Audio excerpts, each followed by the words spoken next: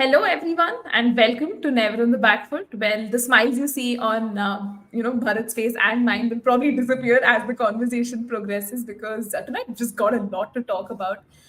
India's shocking whitewash at home at the hands of New Zealand, a series lost after 12 massive years. So that's something none of us really saw coming, right? Especially after the Bangladesh series and the World Test Championship and everything.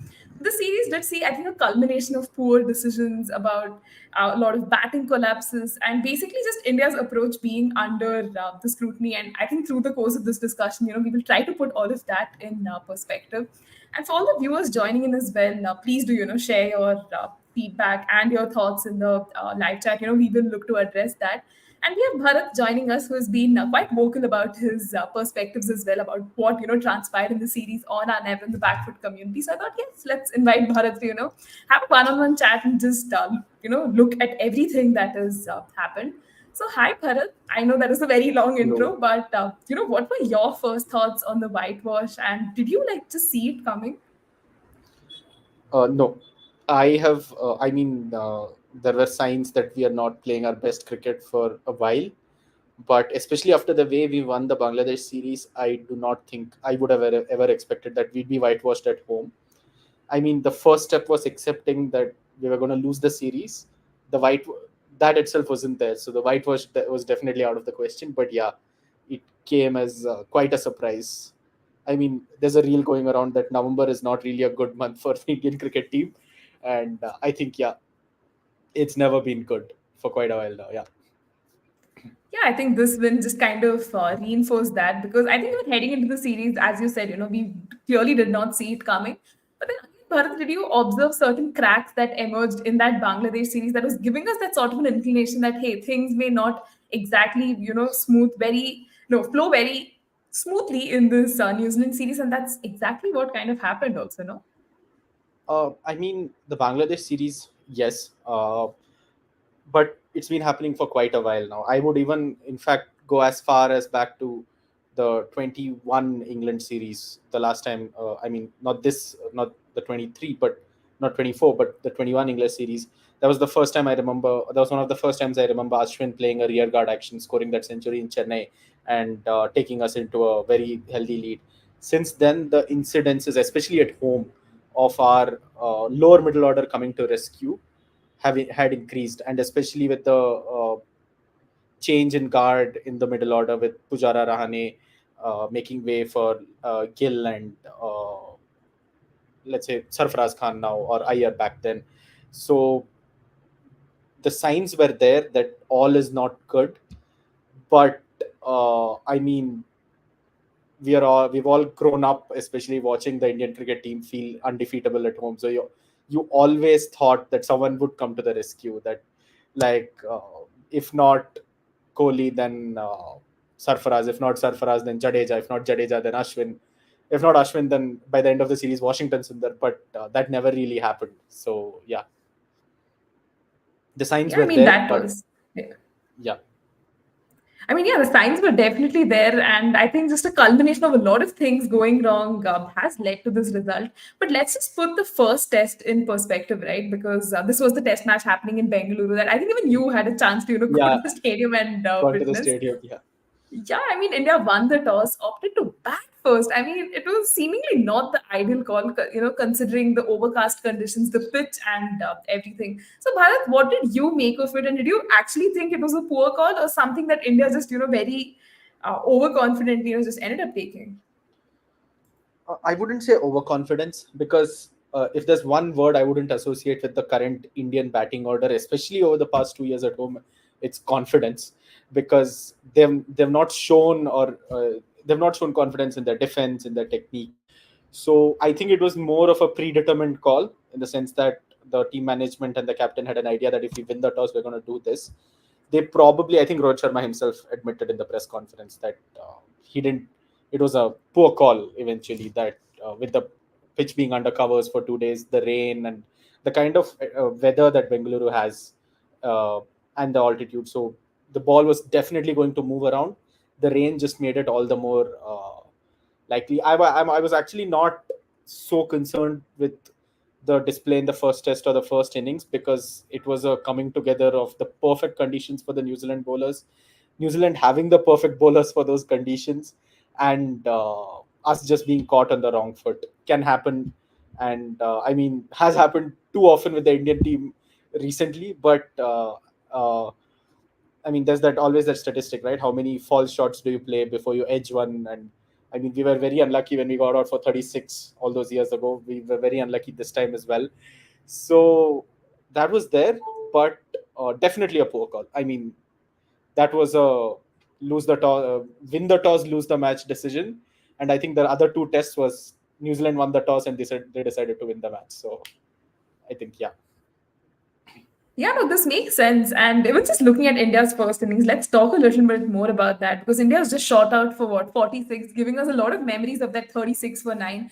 And New Zealand bowlers just, kind of made the most of it. I mean, Tim Southee, like, we could see all, him bringing probably his A game to the forefront and, supported so well by Matt Henry and everyone. So again, Bharat, what did you make of that New Zealand bowling attack and India just not looking in the game, right? I unfortunately had a very good view of the New Zealand bowling effort that day, because I went in when 3 wickets were down and they got bowled out in the next few overs, technically. So, I mean, New Zealand bowled extremely well, especially Will O'Rourke, if I'm not wrong. The kind of bounce that he got, and the kind of bowling, yeah. And I mean, you expect that on an international level, players who have played cricket for like 10, 12, 15 years at some point find a way, but it happens. Again, 46 not 46 all out, unless it's happening every single game, you say, okay, let's just forget it. But turns out it was going to happen quite often throughout the series. So it was concerning, because it showed that the concern was not just that, let's say, the old guns did not fire. It was also that someone uh, some of our youngsters also were not able to cope with the swing and bounce, which again, I mean, I especially want to touch upon Jaiswal, because Jaiswal handled the swing quite well. He survived for the first 20 overs, if I'm not wrong, the run rate at which they were going, and then he tried to play a release shot. That's when he got out. He cut the ball straight to, I think, the square fielder. But some of them did show the temperament, but in trying to play that release shot, they got caught. But I mean, some of the dismissals, like Sarfraz Khan, for example, trying to loft the ball without any footwork, or KL Rahul getting caught down leg. So yeah, there were a lot of disappointments in that as well. But again, Bharat, here I'm very curious to ask you and get your perspective. Do you think it was more of a mindset thing or was it more of a technical thing? Because again, these are experienced batters. It's not like they're playing in these foreign conditions. I mean, these are home conditions, slightly alien because you don't see the swing and all coming in play that early. So how would you classify that as a mindset thing or was it more of a technical thing that just probably went unnoticed all these years? No, see, here, let's look at the batting lineup. Rohit Sharma has scored a century in England. He's played well in the last series in Australia. Uh, Yashasvi has not really been tested abroad yet, except for that one series in South Africa where no one performed well. So, I mean, Virat is Virat. He scored runs everywhere. So it's not that these batsmen don't know how to play in these conditions. Maybe they just got caught unawares, that the fact that they were not expecting these kind of conditions at home. And yeah, the vulnerabilities against swing were exposed, where unless you are right on top every single ball, when the ball is moving around, one of the balls will get you. And some of the batsmen, especially Sarfaraz or Rahul for that matter, did not show the necessary, I don't know, patience or the, yeah, the grit. Again, these are not batsmen who don't know how to do it, because Sarfraz has scored truckloads of runs spending time out in the middle in Ranji. Rahul has shown that he can battle it out in the toughest of conditions and score great runs. It's just that I think they just got caught on the wrong foot. Yeah, I mean, definitely that could be a possible explanation because I think the matters really went from bad to worse when New Zealand, came out to bat. They made a mammoth 402, right? You saw some great batting intent from Devin Conway. You had Rachin Ravindra, with Tim Southee, just adding salt to the wounds, ended up scoring some crucial runs. So, how would you look at New Zealand's batting effort and just what really worked out well for them? Was it that the Indians were just entering the field, ki, oh my God, we just have like 46 on the board and this is New Zealand, that kind of made a mockery of us in our home conditions. So did you see a mix of that playing in the Indians' mind? Uh, so I think a part of it really, like getting all out for 46 really played a part because you're never really in the best headspace after facing such a, after going through something like that. And New Zealand really, they took the attack to us because I think even apart from Rachin, the way Conway also played, the way Conway played Ashwin on day three, if I'm not wrong, because day two, day three, or day two as well. Sorry. So the way Conway played, the way Rachin himself played, I think we had them for around 250 for five or something. Again, we thought we were going to bowl them out uh, quite easily, but then Saudi playing that innings, taking them to 400.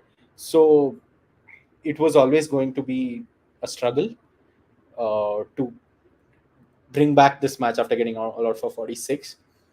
But I think New Zealand, the moment they got India out for 46, they realized that they now have the freedom to go out and play the way they otherwise would not have played. If India had scored 250 or 300 in the first innings, New Zealand would not have played like that. They would not have batted like that. But having India on the mat really gave them the freedom to go out and express themselves, which they did extremely well. I mean, Rachin Ravindra's batting was exhilarating to watch. So, yeah. Yeah, I think that innings, really set them well, for the match as well. Because when you look at India's second essay, it was definitely better. The pitch, seemed to ease up a little because India ended up making 462. But it was, again, not going to be enough because just look at that batting partnership between Pant and Sarfraz. It had so much potential, but they just could not quite convert. I think that partnership, the moment New Zealand got control, was that, it was always going to be difficult to put up a massive lead. So again, Bharat, what were your thoughts on India's better batting effort, but still not enough, no? I mean, again, great effort, 462. Yeah, but you'd have to say India lost the match in the first innings in such a situation because there's not a lot of matches where you score 462 in the third innings in India where you then end up losing a game. But unless, of course, you've had a first innings like we did in Bengaluru. But what was concerning was, again, that we were, I think, 400 for three, if I'm not wrong, somewhere around there. We are 400 for three or 400 for four, and then New Zealand took the second new ball, and even a set. I think Sarfraz was on 150 when they took the second new ball, or 145 what, and Sarfraz immediately it felt like he was batting on zero because the kind of bounce and swing that New Zealand were getting, it did not look like Sarfraz was ready to face it. Uh, Again, not to pick out Sarfraz because Rahul also did not face it well. Neither did Jadeja. Neither did Ashwin, for that matter. So that was an area of concern. That the moment the ball starts swinging and moving, the batsmen get a little harakiri, to use Sunil Gavaskar's words. But Pant, I think Pant was the victim of everything that was happening around him because wickets were falling around him. He plays his natural game, but there was one that I think he inside edged one onto the stumps from Will O'Rourke. So Pant's dismissal, again, considering how his series has gone, is not much of a concern because that's how he plays. That's how it will go for him all the time. But yeah, the other dismissals, while it was a better batting effort, you immediately saw that when the going got tough, that the batsman had a problem against the moving ball across the batting order. True, and that kind of showed because New Zealand was just, set with a fairly simple target of 107. I'm still hoping, some competition, the Indian bowlers can actually challenge them. But then the way, I think, Will Young and Rachin Ravindra just paved the way for that win, Bharat. How convinced were you with that sort of a partnership that the duo were able to stitch in?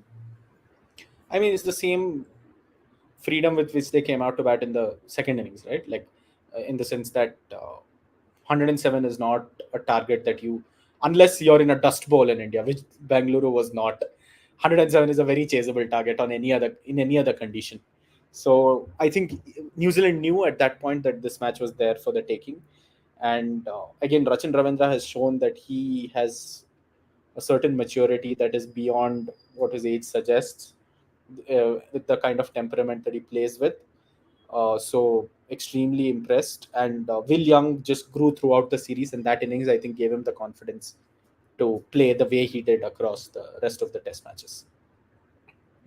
Absolutely. And I think, the first test really gave us an implication of where things were heading, because India really looked like they were on the back foot. And that's where, let's talk about the second test. This happened in Pune, a venue where India has been troubled enough by spinners. We've seen enough results in the past, which gives us a lot of nightmares. But New Zealand, batting first, put up a commendable, I'd say, 259. And again, a solid batting effort for them.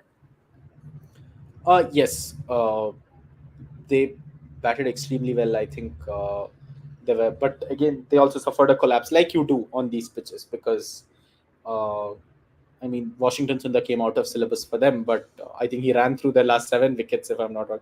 The first three were Ashwin, and the last 7 were Washington. So, uh, I mean, Pune and the kind of pitches that you get in Pune are places where things can happen very fast. One wicket falls, brings another, brings another, brings another. So it was a uh, very solid batting effort. It wasn't exemplary because they had not really put the match out of India's reach. I mean, at that point, you felt that they had not put the match out of India's reach, and they, for a large part, they batted well until they suffered that collapse in the end. But 259 is always a fighting total. You're always in the game because you know there you have some amount of runs to play with. Yeah, that's true. And talking about Washington Sundar as well, man has been on such a peak right now, because we saw his performances in the Ranji Trophy, and then immediately being called into the team, he made his test comeback. Picked a 7 for. I think he's just been in some remarkable form, and he got good support right from Ravi Ashwin on the other end. Who also ended up picking up 3 wickets. So, what do you make of the Indian bowling performance? And just talk to us about Washington's run. I mean, Washington Sundar, uh, I did not believe, and again, there's still some question marks over his bowling. I did not believe that uh, he's young, he's a off spinner, so you automatically think, can he replace the great Ravichandran Ashwin? But I did not believe, to be honest. I did not think that 7 wicket haul would come. I thought Washington Sundar has always been a great holding bowler, someone who plugs one and who doesn't give out easy runs. But the way he bowled, the kind of bounce he has extracted, the kind of turn he got, extremely heartening because it shows that he's worked on his bowling. I mean, Pune assisted him a lot, but to outbowl Ashwin on that pitch, for example, and the kind of pace at which he bowled at a better pace on that pitch than Ashwin did, which is again top marks to him. But yeah, heartening signs. Maybe passing of the baton too early to tell that, because I think Ashwin, the kind of cricketer he is, he still has a few more series or at least a year or two left in his career. So hoping that Washington continues to grow. I think that's the best thing that can happen for Indian cricket.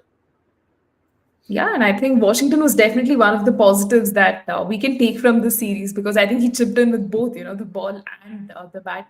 But again, just coming back to India's first innings, a shambolic effort, getting skittled for just what, 156. We saw none of the batters came to the party. Mitchell Santner, picked a 7 for. I don't know what is it with Indian batters and left arm spinners.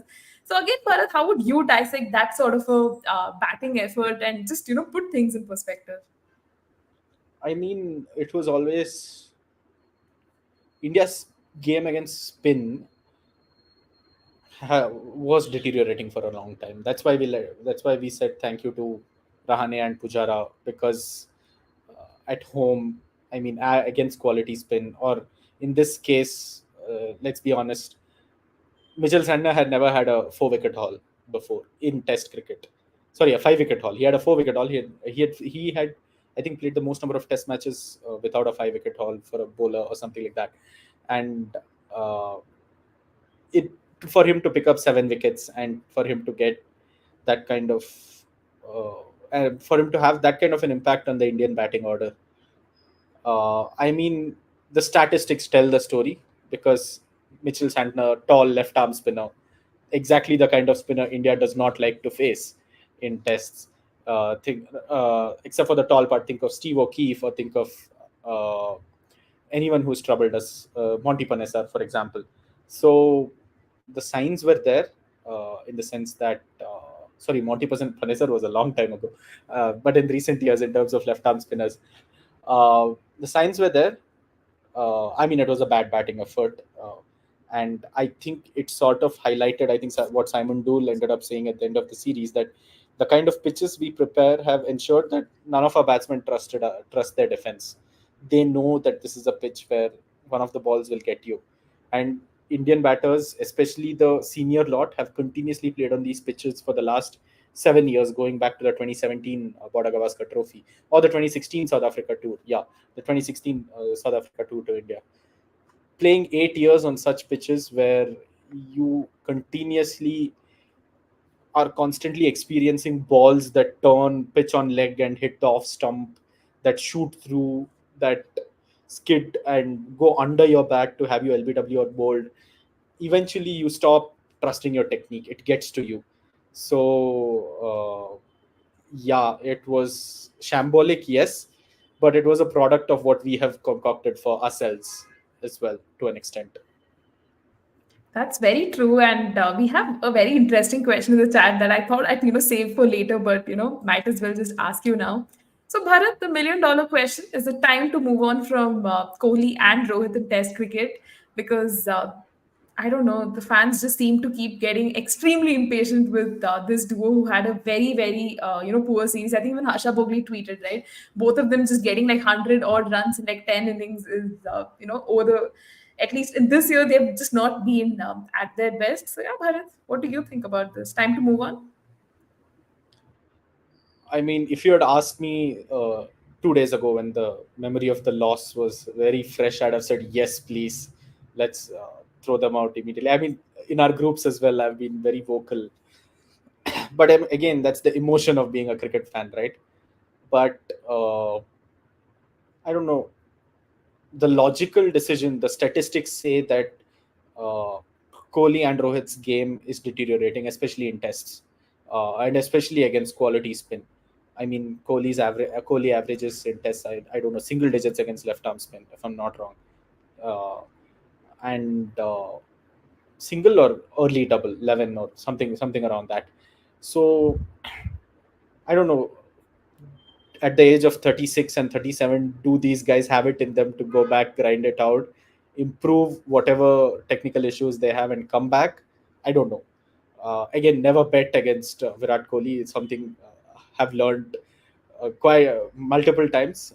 So as a fan, of course, I would like Kohli to have another peak and go into the sunset as the great player I definitely think he is, to be counted as one of the all-time greats in cricket. But will that happen is a question.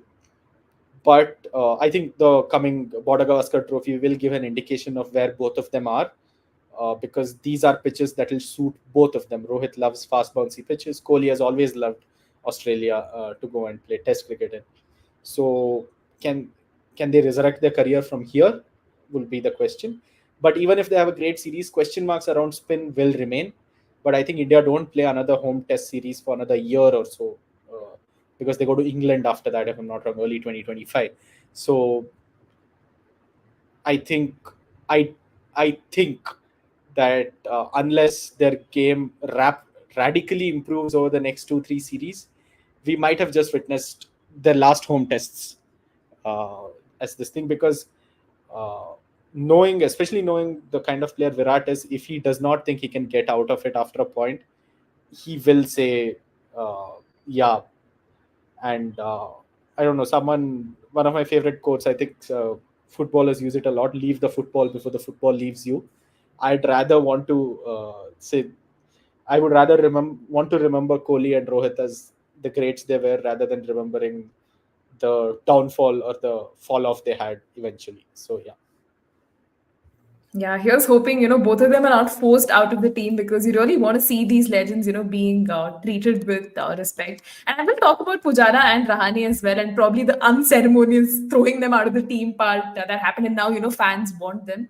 But again, just, coming back to our discussion about that second test, New Zealand, in their second innings, again, they made 255. You had skipper Tom Latham, make a very important contribution. Then you had Tom Blundell and Glenn Phillips, just come to the party. This meant that India had a mammoth 359 to chase. So New Zealand somewhere knew it that, coming into that second innings, they had their advantage and they just kind of piled on India's misery. I think that innings is what rang the alarm bells for me, because I can understand New Zealand playing the first day on a Pune pitch and scoring 255, and them having the better of the conditions, and then India getting bowled out for 156. I can understand that as well, if we were to assume that the pitch was deteriorating very fast. But New Zealand coming back in the third innings and scoring another 250, which means that New Zealand outscored us or almost doubled our score in both their innings, indicates that the problem was with our batting. Even though the pitch was extremely difficult, our batting was severely subpar. And I mean, at that point, I always say that Ashwin and Jadeja are probably the best spin combo that has ever existed.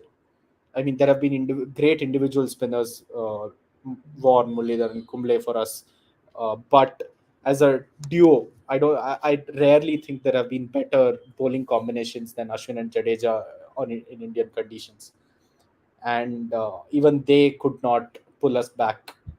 Uh, which I don't think Ashwin was at his best in the second test, especially in the second innings, but even they could not pull us back. I think Washington again got a fifer or a four for at least in the second innings. So 255 again, and that meant we were chasing what, 150 plus, yeah, 300, 350 we were chasing. So yeah, I think the game was lost uh, in India's first innings batting display again for us. Yeah, that's actually true because 359 was always going to be difficult, considering how our batters have been so underconfident. But again, Bharat, just talking about the spinners, right? Like how Ashwin has not probably been in the best of the possible form. Jadeja too has, been doing his job, but then not having enough support from Ashwin meant, the pressure was on him to kind of deliver. And that's where I want to kind of bring in Akshat's question of why wasn't Akshat Patel played in the whole series? We've seen, the kind of magic he has produced, on Indian soil at home. So do you think it was probably a mistake not, going ahead with Akshay because he offers that value with the bat as well? So maybe not a bad shout, no? That was something that really surprised me. Unless Akshay Patel has an injury that we haven't been told about, I cannot fathom why you would play Ashwin, have Jadeja as well, and then bring in Washington Sundar as a replacement rather than play Akshay Patel. Again, I understand New Zealand has a lot of left-handers.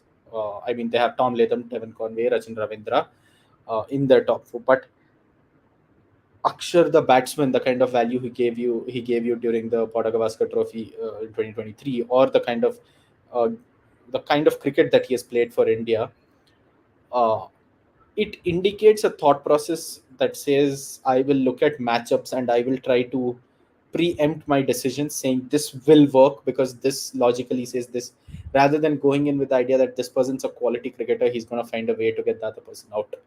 I mean, the Washington Sundar selection worked out, which is great for Indian cricket. I think actually, I might even go as far as to say us selecting Washington Sundar for these two tests and playing him might have uh, changed the way the Indian spin story goes ahead as well, because we were really looking for an off spinner who uh, could provide that kind of quality. But to not play Akshar Patel, not just Akshar Patel the bowler, but Akshar Patel the batter, really bit India, because Akshar knows how to play these conditions. He has played on the worst of the worst of turners. He has bowled on the worst of turners. He has batted on the worst of turners. So that was a selection mistake. That indicates, I don't know, a muddled thought process, because we had two pacers throughout the series, uh, I mean, Bumrah and Siraj played in one game. Bumrah and Akashdeep played, and then Siraj and Akashdeep, right? If I'm not wrong, for the last game. And I mean, the first game I understand. The first game, both the seamers were necessary and all of that.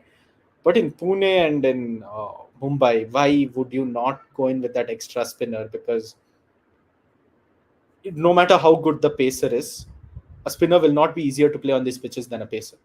A spinner will always be more difficult to play, especially a spinner of the quality of Akshay Patel, who's extremely accurate, who is the kind of bowler that Mitch Santner is, who is tall, whose arm comes from quite a height.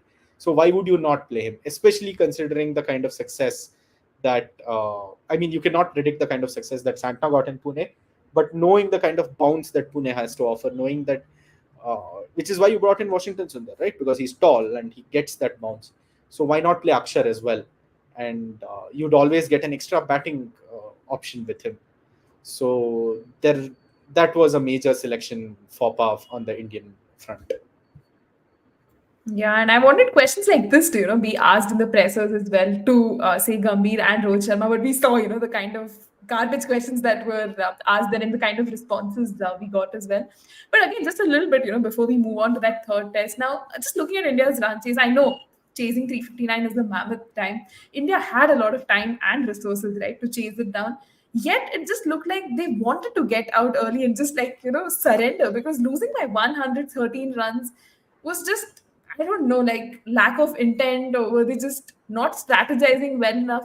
So Bharat, at some point you must have felt ki, hey, maybe 359 is chaseable if we, kind of break the total into like chaseable bits. But then it just didn't add up, right? The way the batting unfolded in that innings.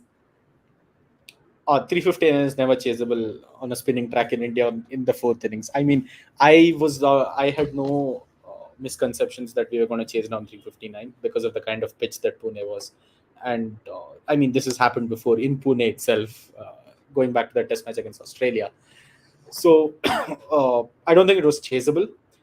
So I won't fault India for not chasing it, but I will fault India for the kind of collapse that we had after the kind of start that we got, because I think we were.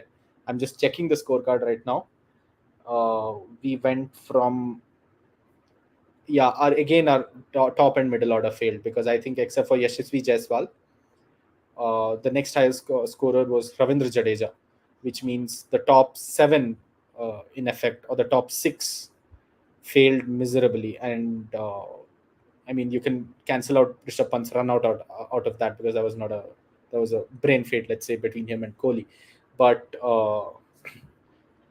you you cannot win test matches uh, where your batting is consistently underperforming. So uh, India's batting in the fourth innings was irrelevant, because India's batting in the first innings, in the first leg, was so poor. So I think I don't judge the final innings as much as I judge the initial batting effort that we had. Yeah, and maybe, from the get-go, it just felt like India was out of the game. And, this Pune test again goes down in history for being one of those matches that, continues, this venue continues to haunt India clearly. And moving on to the third test, there was a fair bit of a break. The whole Diwali break came in. India was trailing 0-2. But somewhere there was this hope, right, that probably that break would ensure that the players come in with some sort of renewed energies and give their fans, some sort of a calm before that Border Gavaskar Trophy, that, hey, we just lost those two tests, but we have it in us. But we saw something else unfold much to our misery. And yeah, I mean, it just got worse, right, in the third test. I mean, we were already in uncharted territories, because we had not lost a home test series for over a decade now, 12 years, yeah. So it was nervous. Obviously, we were nervous. I think once you lose two tests at home with the kind of record that you have and the kind of team that you claim to carry, the nervousness sets in, because your entire thought process is, we've already lost two, we cannot lose the third. You don't go in thinking that, oh, we're going to win this game. You're always going into it thinking, oh, we cannot lose this game, because the outcome will be horrible. So I think that nervousness was there. I think the toss favored New Zealand because I think both in Pune and Mumbai, if India had won the toss, we'd have chosen to bat first. There's no way we'd have chosen to bat in the fourth innings. So I think losing the toss, underperforming batting order, and I mean Ajaz Patel and Wankhede, I don't know what happens to him there. So I mean, again, the perfect coming together to completely demolish the Indian contingent. I think, yeah, it happened. Yeah, and what we witnessed was obviously very difficult to see the urge to, turn off the TV. But again, as I always say, we subjected ourselves to watching that sort of a match. But again, just looking at that first innings, now New Zealand was out for 235. And what was a reasonable outing, right, with the bat for them? Because the way Jadeja was bowling, we finally, got to see him come into full rhythm. He got that 5 for. Even Washington Sundar was, I think, playing excellent second fiddle, right, with that 4 wicket haul. So again, Bharat, how would you look at New Zealand's batting effort and the way India was able to restrict them? Because at one point I really thought they could have pushed that envelope, probably gone beyond 300, but 235 was still good, right? So 235 was great in the sense that, sorry, 235 was not good. My mistake. Uh, 235 was at best a decent batting effort, like they had in Pune. 235 was the kind of total you expect visiting teams to get in the first innings on a spinning track on the first day if they have won the toss. So I'd place it right there because again I think Daryl Mitchell and Rachin Ravindra got the runs for them. Sorry, or Will Young and Daryl Mitchell got the runs for them, and basically no one else really contributed to the team total apart from both of them and a few from uh, Latham, let's say. So yeah, it was an expected total. Jadeja coming back into form, getting those 5 wickets was an important thing for India, especially heading into BGT, where he might be in the playing 11. You never know if both the spinners are going to make it, but Jadeja more often than not is you in the playing 11. So important confidence booster for him, and an important innings for Washington Sundar as well. Could he replicate the success that he got in Pune, in Mumbai? And turns out that he did. So it was an extremely fruitful outing for the Indian contingent as well there. Yeah, I mean, that bowling effort was good, to restrict New Zealand to 235. But again, just looking at India's first innings, it was a case for just so many lost opportunities, right? Because Shubman Gill was batting quite well at one end, but wickets just keep, tumbling around him. And Rishabh Pant also, looked like the only other batter, who just showed some sort of intent. But again, India's first innings was just disappointing, right? I just used the word plain disappointing there. I mean, yes, the template would usually have been opposition team comes, bats first, scores 230, then we go score 400, and they usually lose by an innings. That's what we've been used to for the last 10, 12 years. 263 out of which Gill scores 90. Gill's innings was very heartening because that was not an easy pitch to bat on, and especially the way the rest of the batters got out, wickets tumbling around him. Gill's innings showed that he is here to stay as the number 3 for India, to tough it out there, to play that innings. Extremely impressed. Pant did what Pant does and only what Pant can do. So he played the way he does play. And again, Pant's credentials are unmatched, at least right now, the way he plays. So 263 was never going to be enough because you knew that unless you got New Zealand bowled out for less than 100, you were going to be chasing over 100, 120 in the fourth innings on a rapidly deteriorating Mumbai pitch, where Ajaz Patel in the first innings itself had picked 5. And you knew it was not going to be easy. So in hindsight, again, the first innings batting effort, the batting frailties really came to fore. Yeah, absolutely. And even looking at New Zealand's second essay, they probably didn't have the finest batting effort, getting out for just 174. Besides Will Young, you could see none of the batters really, showing that sort of an intent or even staying at the crease. And again, we saw how the Indian bowlers came to the party and just ensured that they troubled the New Zealand batters. But now India was chasing, say, what, 147. So Bharat, again, did you give India a chance that, come on, 147, we can actually chase this down? Or because of them already being so, underconfident and not feeling so sure of themselves, you felt, yeah, this match is done and dusted. And, we saw what kind of happened, right? I think the last innings where India was chasing that 140 odd truly showed the problem with the way India is playing the Test cricket right now. I mean, Rohit pulling a ball that was not there for the pull and getting out to a pacer on that pitch. I don't know, for God knows what. Uh, then, and here I would like to pick on both Rohit and Kohli because uh, the kind of responsibility they ought to have shown. I mean, Kohli got a delivery that he probably could have played a little better, but could not have done much about. Uh, and But to go 6 innings completely without any kind of substantial contribution in a home series, because Ajaz Patel is not a great bowler. Ajaz Patel is a good bowler who became great in those conditions. Let's be honest. So, and Ajaz Patel is the same bowler who picked 10 wickets in a single innings. I think the last time he played in Wankhede, and New Zealand still lost that Test match. And so it is it showed that our batting is nowhere near how good it used to be. And uh, I mean, the only way I thought we were going to chase 140 is without losing more than 3 wickets, 3 or 4 wickets, because once a team that has collapsed for 46, that has collapsed for I think 52 for 7 in the second innings of the Bengaluru Test match, that collapsed for 156, and then here chasing 140 on a spinning track.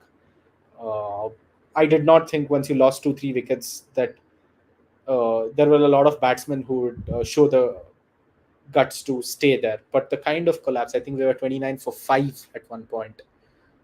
Again, especially disappointed with Sarfaraz because he's played a lot of Ranji cricket, and I'm not saying the Ranji pitches are better or worse or any of that, but he has definitely faced bowlers of the kind of quality that Ejaz Patel presents, or uh, let's say the New Zealand spinners presented, out of one of which was Glenn Phillips. Again, not to put Patel and Glenn Phillips down, but to say that they're good spinners, but they're not the spinners you would be afraid of, which tells you again that you have prepared pitches where you will be afraid of any bowler who can turn the ball, because you do not know what the pitch is going to do. You cannot trust the pitch. You cannot trust the pitch saying, if I go back to this ball, the ball will touch my bat, it will not just scoot under, or if I go front to this ball, the ball won't shoot up to my face. So a batting order that does not trust any of the pitches that their own country produces, and a bowling contingent that has gone from strength to strength. Because while I said Ajaz Patel is not a great is not technically a great bowler, but the way he bowled was awesome. I mean, I don't use that word lightly, the sense that he understood bowl flatter and on this pitch, and you will get your rewards, and he did it. And Phillips as well, the way Phillips bowled, because Phillips again, batter, wicket keeper, turned into a bowler because apparently he was very bored with wicket keeping. So incredible performance by the Kiwis.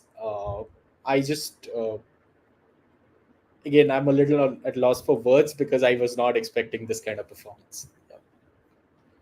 Yeah, I mean, you still sum that up really well because when you see a lot of discourse around this whole test series, it's a lot about Indian players bashing and not enough appreciation of how the Kiwis actually, just outplayed us at home. And I think they kind of deserve, that sort of an appreciation. But here's the next segment, the kind of questions that I formulated was something that had been on my mind for some time. So, I'm quite excited to ask you that.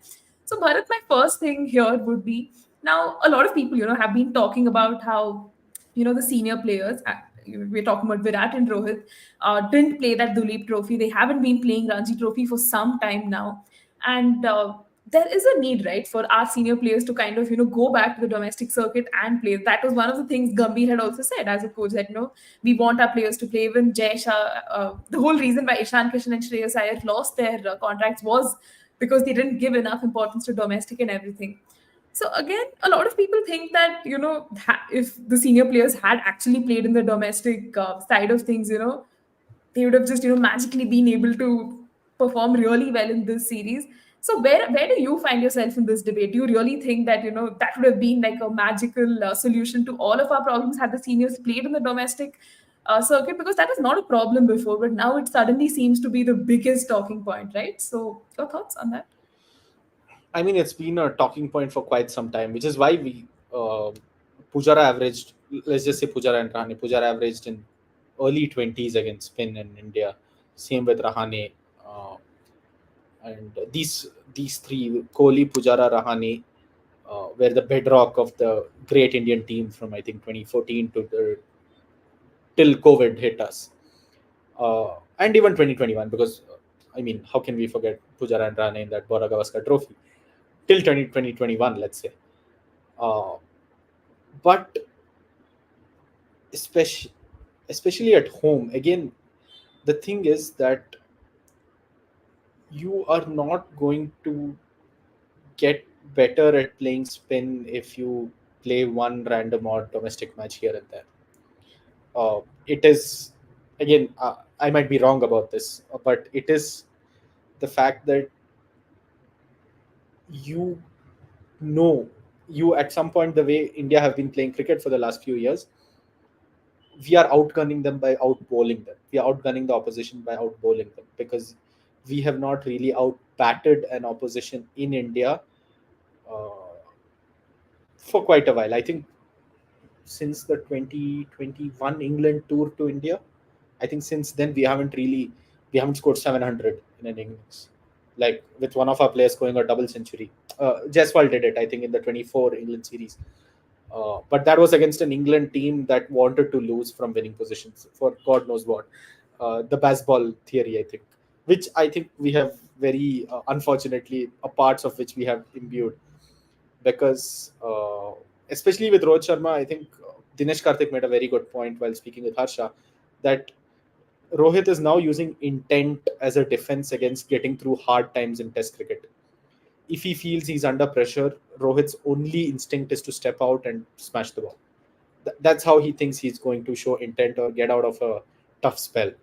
Which, uh, I mean, if it comes off good, all those real compilations of Rohit Sharma pull shots for sixes. But eventually, what is that leaving us with? With Rohit Sharma playing innings of 20, 30, 40, and he's gone. I think that's a big concern. I'll get to Kohli, but with Rohit, the concern is that he's no longer being he has not played 100 balls in an innings. I think, I don't know, for a year or something like that. I'm not sure. So I don't know if it's that he can't play long innings anymore. He doesn't want to play. He doesn't believe that Test cricket should be played that way. Because I think Jaiswal is more than happy to play that way. Because Jaiswal, I've seen, is okay with, yeah, even if a couple of balls beat him, he's okay with waiting. He's okay with showing that kind of patience.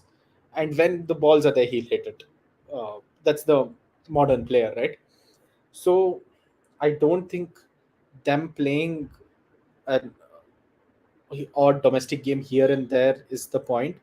Maybe find a way, especially with Rohit and Virat not playing T20s, if they are serious about playing Test cricket. If they're serious about playing Test cricket in India, find a way to get yourself some kind of match practice, however you want, on pitches that are not good for batting, on pitches where you cannot trust the ball.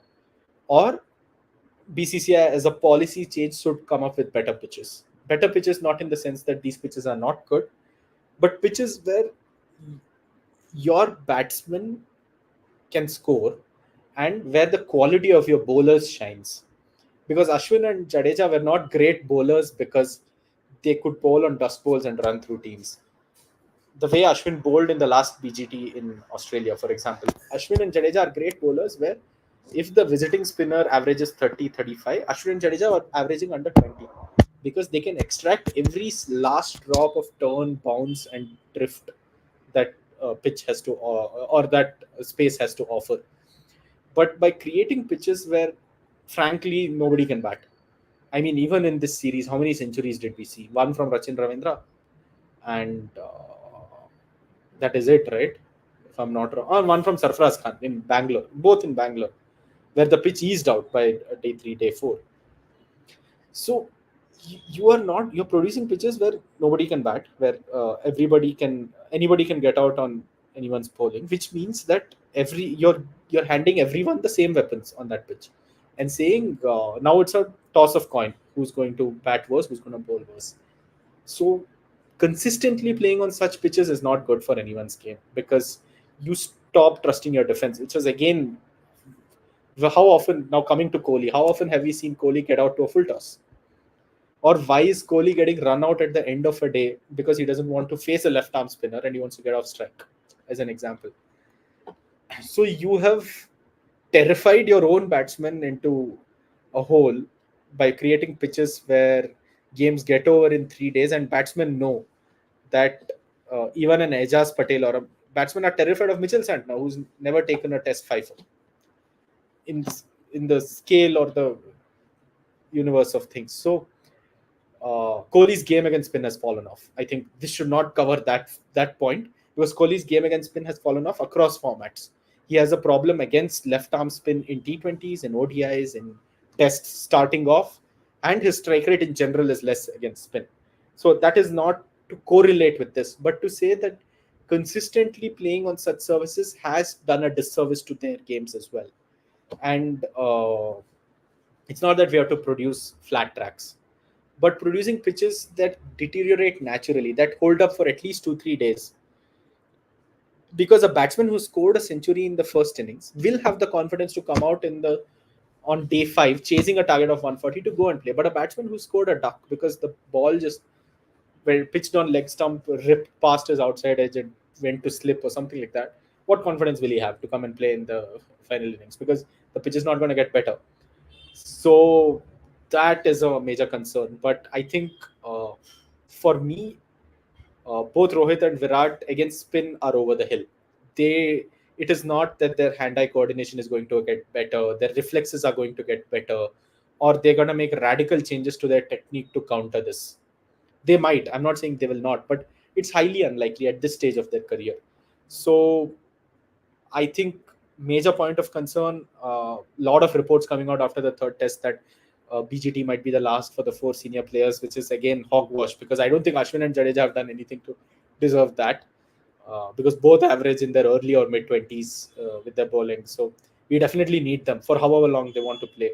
Because if BCCI is going to keep producing such pitches, we need Ashwin and Jadeja, because they'll run through the oppositions on most days than not. But the batting is a concern. Again, as I began, unless Virat and Rohit show a radical change in form, I think they might have played their last home test. Yeah, I mean, bold call there, and something that could possibly happen because, as you rightly said, I don't think Ashwin and Jadeja will be thrown out, and the other options look like probably Rohit and Virat, and that's why the BGT is going to be all the more important to kind of see their future and where they are headed. But also another interesting talking point was how a lot of people were mentioning how having the likes of Cheteshwar Pujara and Ajinkya Rahane would have been such a bonus to India in this series. I mean, the duo was clearly ignored for a couple of our previous assignments, but now suddenly when the things are are going tough, everyone was mentioning them. So Bharat, again, were you on that bandwagon that is kind of hoping that, hey, probably if this duo had been there, things could have probably been different? Or do you think the management has just entirely looked past them, and then making a comeback is only possible unless things go south in that BGT? I mean, nostalgia is great, right? Because again, no disservice, but I agree with the fact that we should not club Cheteshwar Pujara and Ajinkya Rahane in the same breath. In the sense that Pujara is a far better test player. Ajinkya Rahane has played some great innings uh, in very, very difficult conditions, but Pujara is a bona fide great of the Indian test scenario. But again, the reason we moved on from them was that batting against spin, which is a larger pandemic that has affected all of India's players, really dropped off. I'm not saying Kohli is better or Rohit is better or on current form Gill is better or Sarfaraz is better. It's just that 22 or 24 in Shubman Gill's case and poor against spin is still a better investment to make than 35 and poor against spin in the case of Rahane and Pujara for whatever transition that you're looking at for cricket. So the call we made was still right, that we had to move on from them. I would have loved Pujara back for the Border Gavaskar Trophy because there's just something about Pujara in Australia and just like frustrating the crap out of the Australian bowlers.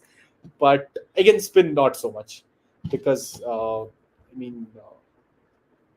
Pujara's average against spin was, I don't know what, somewhere in the 20s. So it really doesn't speak highly of his batting performance. I think 8 innings at 25 in 2023 and 28 his average in 2021 for 26 innings, which is a largely poor record. I think in 2022 he performed well because of that series against Bangladesh where he scored 100 and did well. But other than that, again in 2028 innings, 20 his average, which meant that his game against spin had fallen off. So once that happens, it gets a little tough to justify a person's place in the side. So I think we did the decision to move on from them was correct. But again, you always I'm just checking out some stats because Rahane as well 2021 23 innings at an average of 20, 2022 4 innings at an average of 17, and 2023 4 innings at an average of 36. So these are not players who are getting better with time. These are players who are definitely dropping off. Rohit and Virat got a longer run because of the kind of aura they have, the kind of players they are, the kind of stars they are. Because selling Test cricket in India, uh, without the likes of Rohit Sharma and Virat Kohli, might have been a tough sell for BCCI. Who knows? But in the sense that, yeah, these are players who are falling off in that game. So yeah. Yeah, definitely fair points there. And let's see, what the management does, because I think the BGT will give us a good idea of, will the BCCI continue to, trust their young generation? We might see a whole transition phase also happening, or, do they go back to Pujara and Rahane? But again, just looking at Rohit Sharma, Bharat, what would you take away from his captaincy in this series? Because Rohit clearly seemed to make some not so great tactical calls, which he did admit in the press conference as well, and a lot of lapses in some strategies that I don't know, which even probably we as lay fans could see, but clearly he didn't. So is it too soon to kind of just be like, yeah, Rohit Sharma as a test captain, probably after the BGT, is something India will have to reconsider? Uh, yeah, a wrong person to ask this question, I think, because I don't think Virat should have ever left Test captaincy, regardless of what happened with ODI. His call, but still, uh, have never looked at Rohit Sharma as a good Test captain. Uh, Again, easy for me to say right now at the lowest point of Indian cricket for quite some time, but uh, a few of the calls he made during the England series. Again, I say that England lost that series because they wanted to play baseball rather than cricket. Some of the calls during the BGT here in India or in the way, not Bangladesh, but in some of the matches that we've lost as well. Uh, the way he seems like a very limited overs captain in the sense that the kind of fields he sets, even when he's under pressure, he's always afraid of conceding that extra boundary. He's always afraid of placing too many fielders around the bat. Even when he wants to put pressure, he always wants that one fielder down at long on or at deep mid wicket or something like that. And very very templatized captain because in the peak of the Indian home era, I have seen so many times where Virat would just give the ball to Ashwin and Jadeja at the beginning of the innings and say, "You start. You bowl 90 overs continuously. Does not matter. I know you'll get them out." at some point and you'll bowl all of them out. Uh, Rohit does not seem to have that kind of patience, because he had a very set template even in Pune. After after the kind of pitch that he saw that Pune was offering, it was not like uh, Bengaluru. He opted to have two fast bowlers, to bowl both those two fast bowlers as opening spells, which in my I would again, I'm no one to speak about the decisions of the Indian cricket team's captain, but not probably something I'd have chosen or Virat might have chosen, knowing the history of Pune, knowing exactly what the Pune pitch is capable of. So because that's all the batter needs, right? The batter needs 5-10 overs where he feels comfortable, at least 5 overs, and then he has some kind of idea that okay, I'll play it out, regardless of how the bowling changes or this thing. But the goal is to make the batsman feel uncomfortable immediately. And yeah, it showed that there were times when Rohit was not the best as captain, and I think Rohit the batter falling off has had more of an impact on Rohit the captain than he would like to admit. So I don't know. I don't think he's 37. So I genuinely think the BJT should be his last assignment as the India team captain, and as an Indian Test team player. Rohit, the ODI player, is a different beast. I think he still has things to offer in the ODI space with the Champions Trophy coming up and all of that. I think Rohit, the ODI player, is unimpeachable, his records. But Rohit, the Test player and Test captain, I think the sunset might be quite close, because I can't see him going to England unless he has a 600, 700 run season in PGD. So, yeah.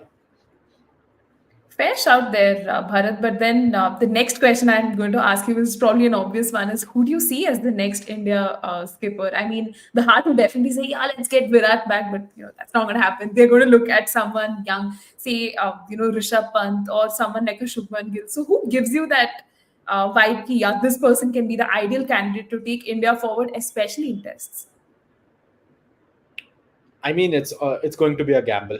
Uh, Test captaincy in any form is a gamble, because there is no domestic or this thing equivalent in terms of tactics. So this thing. So I am not sure, because there are certain indications that the kind of batsman that Rishabh Pant is, he might make a very aggressive and good Test captain. But again, his IPL captaincy, again, not comparable, but his IPL captaincy has not really been the best in his record. Shubman is very young. Shubman is very, very young, and I think he captained Gujarat Titans for one season, I think last year. And again, uh, we'll only get to know once the captain gets in, uh, because it's not for everyone. The great Joe Root, probably someone who'll end up as one of the greatest Test batters of this generation or of all time. I mean, he's already one of the greatest of all time, considering the way he's played. But someone like him could not really take England to the heights that they deserved. So, Test captaincy, I'm specifically speaking of Test captaincy, is always going to be a gamble. You might get a great Test captain, you might not get a great Test captain, but I think Rishabh Pant and Shubman Gill are front runners. I would not burden Jasprit Bumrah with the responsibility full time, but if he seems very eager to take it, again, you can't deny him, because he is India's greatest match winner. Uh, uh, Probably not on dust balls, but on all other surfaces. He's India's greatest match winner. So I don't know how the transition will be, who the full time captain will be, but these three names stay there. Uh, I mean, if Rahul's career had gone differently, maybe we'd have said KL Rahul, but I don't know. I never know when Rahul is in form or when Rahul is not in form. So these are the three names: Bumrah, Pant, and Shubman Gill for me. Yeah. I mean, definitely, time will tell, if either of this trio can actually, take the reins of Test captaincy, which is going to be a massive, massive thing. And even another aspect that I think you brought up in our conversation was about how the pitches, right, are like, decided by, say, the management, the coach, and the captain, and all of that. And they kind of have a say, right, on the surfaces and even the venues chosen to some extent, although they might not openly admit it, but we know that kind of happens backdoors. But Bharat, do you think it's fair that this sort of a situation is happening in cricket? This is not just in India. We see it in Australia, we see it in England as well. They kind of make surfaces that suit them better, but in India's case, I think it just backfired so badly. But then again, this choosing of surfaces and making it according to your thing, is it the most fair thing? I mean, it'll always seem fair as long as you are winning, and yeah, and the moment uh, you stop winning, then it becomes. I mean, even in England, right? Uh, England stopped producing batsmen who played swing well, so they just changed the surfaces to be flat tracks to an extent, where anybody can, like, where the batsmen can score 300, 400 a day. But uh, and that's the change, right? The series that we drew there, 2-2, uh, they provided green surfaces, and turns out we bowled better there. Shami and Bumrah bowled better than the English bowlers there, and we outbatted them to an extent.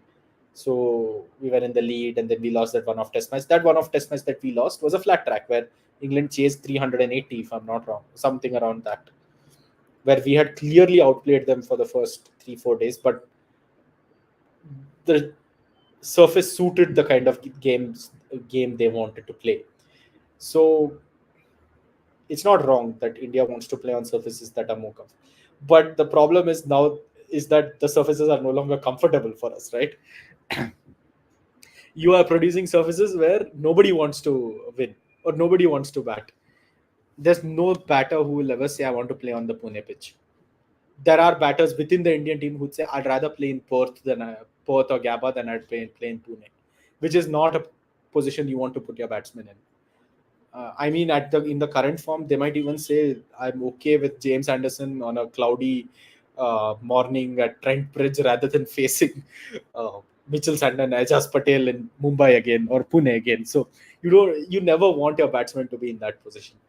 So I think more than coach, management, BCCI, everything, just getting that balance right of saying, okay, this is a pitch that will aid spinners, but that will remain true for at least 2 to 3 days, where you have some amount of, okay, I have these tactics that are going to work. Because if you give a decent pitch for batting, Ashwin and Jadeja will always be the better spinners on that pitch rather than anyone else in the world. But by saying no, the pitches are going to turn from ball one, you're ensuring that the advantage that Ashwin and Jadeja have is reducing the gap between them. So I mean, Dominic Best came here and took 4 wickets for 12, 13 runs. Joe Root took 4 wickets for 9 runs. Stephen O'Keefe, 6 for 12, something like that, something ridiculous. Or Matt Kuhneman in the last series, Todd Murphy. These are all good spinners, yes. But these are not spinners who should be picking up figures like that. Unless they're playing county cricket or like some kind of club cricket. But you have so I think pitches is a conversation that will continue and that will be spotlighted now because we have lost a series. But it was not like this before. Even in 2016, in all those dust bowls, AB de Villiers, Hashim Amla, and Duplessis each played around 200 to 300 balls trying to save a test match in Nagpur on the fourth and fifth day, which meant that they got out and South Africa lost because Ashwin and Jadeja were just so radically better than the other spinners and the other bowlers and at outsmarting you. So I don't know. Turning pitches, yes. And where do we stop? Where do we say, okay, this much home advantage is enough? Because home advantage is now turned into like destruction. So yeah, that's where we are. Yeah. Yeah, I mean, this is definitely a tricky one, and quite interested to see how BCCI, chooses venues for the next home series whenever that happens. But again, Bharat, this was a point that I was thinking about a lot, and something that I unfortunately also came across on LinkedIn. On LinkedIn of all places, where people, were talking about how the Indian batters didn't show enough intent, and they were playing a lot of this whole T20 style of thing in Test match cricket as well. And Fab Four is the last we will see of batters trying to adapt to play Test cricket, and a bunch of bizarre things like this.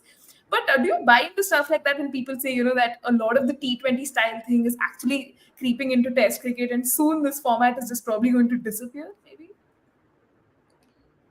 I mean, economics dictates cricket, so cricket is moving in a very specific, commodified, commercialized direction. But T20 style of batting, I think it's rather than the style, it's the patience that has gone down. The patience to say that, okay, I think the patience to say that, okay, you beat me this ball. I'll forget it. I'll play you next ball, and I'll keep playing this ball without saying that, oh, I have to reach such a score at such a point, which is why I really appreciated Pujara for whatever the lack of intent or scoring intent or whatever. He was okay with being like 20 out of 100, 30 of 200 or something like that, something ridiculous like that. So I don't know. It's easy to blame T20 cricket, but there is quite an influence, the priority. But then, how do you explain someone like Rishabh Pant succeeding the way he plays?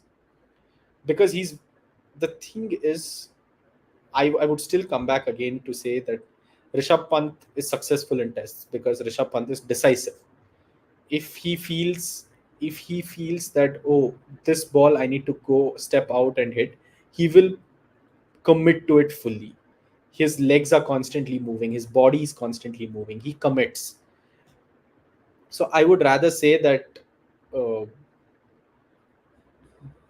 being decisive in how you play the turning ball, or any in test cricket, being decisive every single ball, I think that's where T20 cricket has chipped away a little bit at test batting, especially in the sense that you forget that in a day there's like 90 overs, that's like 540 balls. And most Indian batsmen, I think even Virat Kohli till like 2020 would have said, I want to play every single one of those deliveries. I want to be there. I want to play every single one of those deliveries. It does not matter what score I'm on. Because if I'm there for 200, 300 balls, the game is done. You know that if Virat or Rohit play 100, 200, 300 balls, the game is done. There, there, there's no way the opposition is coming back into the game. So batting time is where I think T20 cricket has really chipped away at test batting. I do not think that's a skill that is going to easily come back to our batsmen because I mean BCCI has, with all its genius, arranged the mega auction right in between the Perth Test. So I mean, like bang in I think middle of day two or day three. So yeah, so I mean we know where the priorities are, where the game is heading towards. So I don't think it's gonna come back. Uh, I I think the way Test cricket is played will change. I think the way batting itself in Test cricket, uh, that will change. But I don't think fundamentally we are going to go back to the days of uh, batters just batting out sessions, batting out entire days, blocking out days to save a Test match. I don't know. I don't remember the last time. I think the last time I remember batters batting out a significant chunk of time to save a Test match was, I think, Sydney, which was the Border Gavaskar Trophy again in 2021. I don't really remember batters batting out. I don't count the Test matches in Pakistan because of the kind of surfaces they produce, but that is another extreme of what they produce. But yeah, drawn Test matches where you're saving the Test match and saying I will bat out time, or yeah. So I don't think personally, I don't think that kind of batting or that kind of cricket is going to come back. Yeah, and I think that's the sort of unfortunate reality we find ourselves in. And even every time India has like a series loss like this, you see a lot of former cricketers turn up and share their opinions. But I came across something very interesting today, and I thought might as well get your thoughts on it. Now Dilip Vengsarkar, he just went on to add that test matches can actually be reduced to say what 4-day affairs. Because a lot of test matches are ending in 3 days. There's like a proper stats analysis also. Okay, and he also went on to add that because a lot of test playing nations besides the big three can't actually afford to have those full-fledged 5-day test match affairs, it kind of makes sense to reduce test matches to 4 days. So Bharat, again, your 2 cents on that. Do you see this as a possible thing? Because the ICC did experiment with those 4-day test matches. I think there were a couple of matches that were tried in this format. But then, do you see test matches getting cut to 4 days because of this whole T20 craze and batters just not wanting to bat anymore? Will it happen is a different question from should it happen, because as a cricket romantic I don't think it should happen. I think the sanctity and the beauty of a 5-day test match is something that is rarely replicated in any kind of sport, because it is 5 continuous days where you as a cricketer or as a sports person has to be on top, either as a batsman, as a bowler, as a fielder. So should it happen? I don't think it should. Will it happen? I don't know, because commercial considerations. Uh, I mean, Dilip Vengsarkar is not wrong in the sense that test matches are lasting 3 days, 4 days. Uh, Associate nations or less financially able nations might not be able to sustain full 5-day test matches. But then that's the point of ICC being there, right? ICC having all that money and all that revenue, or all the big three having that kind of revenue, because after a point the game is going to reach a saturation point, where you can only play so much cricket for so many years within the same population. You have to find new people to play the sport. You have to get new people interested, which is the entire reason why ICC played the T20 World Cup in the US, I think, this year. So, but T20 is the way that will go. I don't think Test cricket really has a space there, because Test cricket is an indulgence in today's day and age.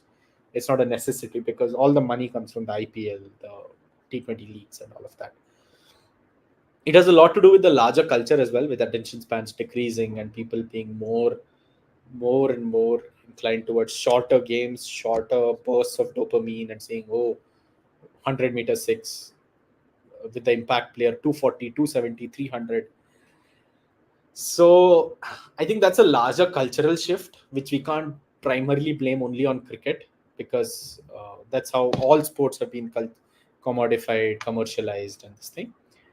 But because of cricket is technically a very limited game when compared to other sports in the world, in the sense that apart from India and a few European nations, cricket has not really proliferated into the rest of the world. So cricket has to find ways to compete with other sports, because an average tennis match lasts 1.5 2 hours. An average football match lasts 1.5, and now with all that ridiculous extra time, let's say 1 hour 45 minutes or 2 hours. So cricket has to compete with that. So that is the challenge, and I don't think Test cricket is going to have a place in that kind of a future. Yeah, I mean, again, brilliant points there, Bharat. And I think for us, who have been fans of Test cricket for the longest time growing up, it's probably going to be some very tough realities we are going to face, as the years pass. And one more point, that he actually brought in was how, we should have the metro cities, say the likes of Kolkata, Delhi, Bengaluru, Mumbai, and Chennai, being used as the designated test centers, like how Australia and England have. And then you can have the other cities host the limited overs games, like your white ball games and all of that. And this is something I think Virat had also spoken about back in his test captaincy time, that India should have certain test centers only. Makes it much better because you have crowds thronging the stadiums. You have crowds of understanding of test cricket. So again, a valid thought, and something BCCI can actually consider with just keeping these venues as the test centers. Yes, because it makes things a little more predictable, in the sense that these are the venues. You can upgrade these venues. You can turn it into an experience for the fans and this thing. and you can invest more in turning the entire series like the way Australia does with both the Ashes and the BJT, saying, okay, Boxing Day test at MCG, then yeah, and the final test or the decided test is usually at the Gabba because they know it's the fortress, or it used to be the fortress, let's say. So it's predictable, and the pink ball test I think is always at Adelaide if I'm not wrong. So having that it so having that as a tradition is something that has made Australia's test cricket scenario so vibrant, right? Because Boxing Day test is always full, MCG is always full. That's a 90,000 seater stadium. So I mean, having that kind of a culture, again, this depends on BCCI's priority. If they place test cricket as a priority, this makes sense. But if they clearly don't see test cricket as a priority because it's not making them enough revenue, not pulling in the crowds, whatever it is, there's no point. All of this is us thinking uh, this would be great, but yeah.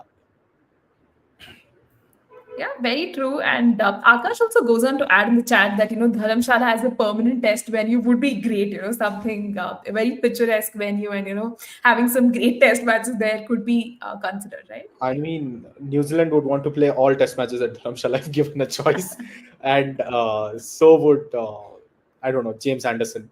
I don't know, for some reason, always when there's something to do with swing, pace, and conditions, Anderson comes to mind. But yeah, I think it also makes a point, right, that Dharamshala is such a scenic venue. You are selling the experience of the stadium, the surroundings. At some point, you're doing that. The cricket also matters, but the experience you're selling around it also matters. So I mean, I get investing in cricket and in test cricket going to more parts of the country incites interest. But I mean, the way some of the stuff like the Kanpur stadium, or the way it was maintained, or I mean, it shows, right? Like, even for people to come into the country to support their team, let's say, which not a lot of people do for a lot of the series, but even for them to sell it as an experience, to make it accessible, to say, okay, hey, test cricket is coming to this venue. This is so that is what is missing. And I don't think BCCI considers it such a big priority, anyways. So Yeah, because they still have fans thronging the stadiums nonetheless. But Bharat, before we kind of close the chapter on this New Zealand series. I mean, clearly when you look at the Rohit Sharma and Gautam Gambhir era, it's gotten off to the wrong start. I've seen enough posts on Instagram, with a compilation of all the series lost. It was a Sri Lanka, now this one. But where do you see this partnership sort of going? Because I mean, although we lost the series, there are still some positives that we can take, heading into that Border Gavaskar trophy and considering the record we've had against Australia in the recent past. So, yeah, I mean, how would you look at Rohit Sharma and Gautam Gambhir just bouncing back from such a tough set of months and just going with that positive mindset into BGT? I think the BGT will be a challenge. We don't have Shami. I don't think Siraj is in the best of forms. I don't think our batting order is in the best of forms. Except for Shubman Gill, none of the other young batters have really been tried out on the pitches in Australia. So again, you're expecting Rohit, Virat, and KL Rahul, who I am pretty sure will come back into the side for the BGT, like into the 11 for the BGT, to do most of the heavy lifting. So I don't know. This could turn out to be, if India managed to draw or win this series, it would, I would rank it higher than the 21 and 22 PGT, or I might not, but somewhere there, because the kind of effort it would take to get out from something like this, and it would mean that one of our two uh, stalwart players has really had a great series, because I do not see us winning any of the games without Rohit and Virat having having at least a decent series, having those 40 50s as a contribution. They have to have that. Uh, I'll be very interested in seeing how Jaiswal does, because I think Jaiswal is a once in a generation kind of player. I know we say it a lot. Gill also we said that about, but they both seem to be capable of taking forward the baton for Indian cricket.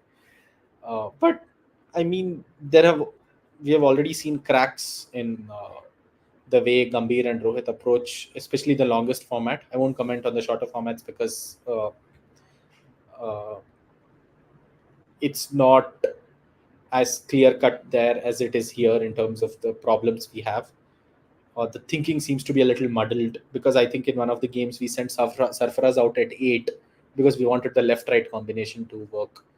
So then why have Sarfaraz as a batter?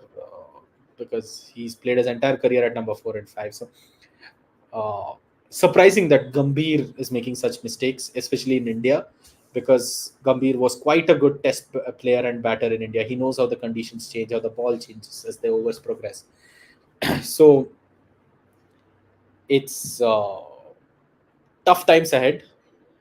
But if there's one thing I know about Gautam Gambhir, it's that he doesn't back down from a fight, especially. So hopefully this goes well for India because as a Team India supporter, you always want the Indian team to do well.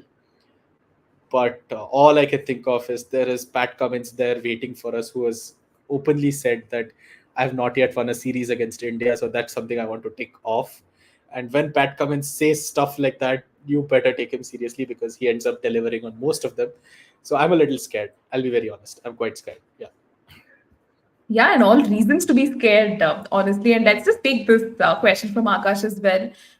He goes on to add that BCCI, keeping the IPL auction on dates which can hide India's test performance in Australia. He's assuming we're going to have a very tough time there. Not surprised with that. Even cancelled the only warm up versus India, the versus Australia there. That tour match that was supposed to happen. Rohit Sharma went on to add, that they'd rather do match simulations and that sort of thing. So Bharat, how concerning was that? That Rohit Sharma decided, yeah, I mean, let's not do the whole tour match thing. Match simulation should help us enough because you're going into that first test just very like unprepared, right? Because he also mentioned match practice was not uh, like they have been playing a lot of matches, so that won't be a concern. But then, I mean, how do you look at it? Once again, is the first test match the pink ball test? No, no, no. The second No. test match is the pink ball test, right? Okay. So no, I just wanted to check that. So I don't know. It's the uh, again the thinking seems a little muddled. I think the scheduling really didn't help. I think PGT starts on November 22nd, right, or 25th, somewhere, something like that. Yeah, it's 22nd, so they don't really have a lot of time. But going in with no preparation, I don't know if they end up winning the first test match. I can't. We'll be all eating our words, but not ideal in the sense that you don't want to go into such a big series, a marquee series. I don't think, in hindsight, the way they scheduled the preparation and all of this, I do not think India thought that they would be going into the BGT needing to win 4-0 to qualify for the WTC final. I think they thought they would be in a position where they needed to win two or draw two or something like that, which indicates that India was never planning on really going all guns blazing into this BGT, which is not ideal because otherwise you need a lot more preparation for the pitches. Because uh, again, for Australia also, I think this is the last time uh, before the Ashes next year. I think this and the Ashes are the last two big series that all three might play together, which is Cummins, Hazelwood, and Stark, for example. Uh, but I and Lyon, sorry, how can I forget Nathan Lyon? So I don't think uh, it's a great space for India to be in. 3-0 lost, heading into that test in Perth with very little proper match practice in Australia. So we can only see how it goes once we start playing there and this thing. But I think the focus again, I don't think bowling will be a problem because all the bowlers who have bowled there before. Siraj has bowled there before. Bumrah has bowled there before. Prasid and Akashdeep or Mukesh, whoever we choose to play, might they like the conditions. Ashwin has bowled there before. Jadeja has bowled there before. Washington Sundar also surprisingly has bowled there before. So bowling is not such a big concern for me, because we have shown that we have the quality even in our reserves to hit the right length and hit the right line. But the batters, again, unless somehow magically Virat, Rohit, KL Rahul find form, it's going to be a tough series because we will bowl them out for 250 or 300, let's say. But if we can't hit those 250 or 300 runs, then we're not going to win many test matches in Australia, or anywhere in the world, for example. So I really hope that BGT goes better than I expect. But I mean, the BCCI also, I think, at some point has realized the difficulty of the situation that the Indian team are in, which is the only reason I believe they scheduled the auction for that date and that time. So yeah, Yeah, in all honesty, that seems like the only possible explanation. And as fans, I think, we can only just wait for what time will do to us, because I think the Indian team is going to, go through this whole transition phase. And for us, who has seen the Indian team in 2011, lose those series versus England, Australia, and all of that, probably this will again come in as a rude shock. But then I think we're just, strong enough to handle that sort of a loss. And I think the World Test Championship finals is something that's really far off. So let's probably not even look there. But yeah, guys, that pretty much does conclude our discussion. We spoke for 1.5 hours. So it, yeah, goes to show that, we were strong about it. We didn't cry through this thing. And first of all, I'd like to take this opportunity to thank Bharat, for being so articulate, sharing all of his perspectives so beautifully, not losing his calm through the process as well. And to all the viewers who stuck through this whole time duration, thank you so much. Wish you all could have been a little more chatty, but it's fine. There will be more occasions. And the plan is, guys, to do a lot more live shows like this. We have some very interesting series coming up. I hope when I use the word interesting, not us seeing India lose, but we see some well contested contests. We will be doing a lot of live shows like this, so keep tuning in. And that's all. Yeah, take care, guys. Good night. Bye, Bharat. good night, bye.